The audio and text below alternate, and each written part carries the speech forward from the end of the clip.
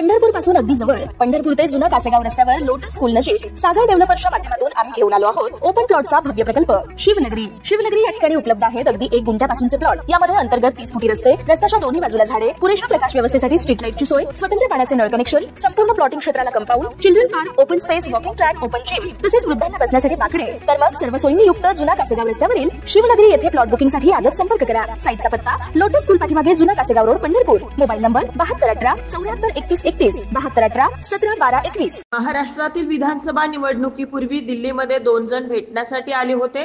288 पैकी 160 जागा जिंकून देण्याची गॅरंटी ते देत होते, असा गौप्यस्फोट शरद पवार यांनी केलाय। दोघांनी मला आणि राहुल गांधींना ही ऑफर दिली होती, पण निवडणूक आयोगावर विश्वास ठेवत याकडे दुर्लक्ष केलं, असं वक्तव्य शरद पवारांनी केलंय।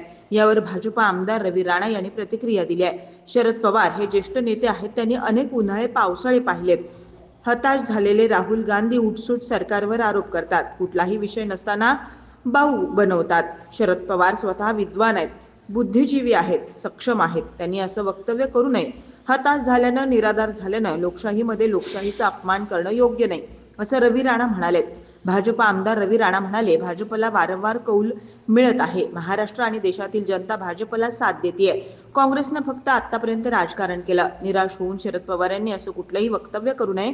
येणाऱ्या काळात शरद पवार नरेंद्र मोदींना केंद्रामध्ये साथ देतील, सरकारमध्ये सामील होतील, मोदी यांच्या नेतृत्वाला ते मान्य करतील। सुप्रिया सुळे नरेंद्र मोदी यांना अनेकदा भेटल्या आहेत। अनेक जण लोकसभा अधिवेशन सुरू असताना मोदींना भेटत आहेत। एकनाथ शिंदे यांनी अमित शहा, नरेंद्र मोदी यांची भेट घेतली। राज्यात 3 पक्षांचं सरकार आहे। एकनाथ शिंदे यांच्यामध्ये कुठलीही नाराजी नाही। पंतप्रधान नरेंद्र मोदी आणि गृहमंत्री अमित शहा एकनाथ शिंदे यांच्या मागे पूर्ण ताकदीने उभे आहेत। शिंदे यांच्यासोबत मुख्यमंत्री फडणवीस सुद्धा आहेत। कुठलेच मतभेद नसून फक्त मतभेद पसरवण्याचं काम विरोधकांकडून सुरू आहे, असं वक्तव्य रवी राणा यांनी केलं आहे।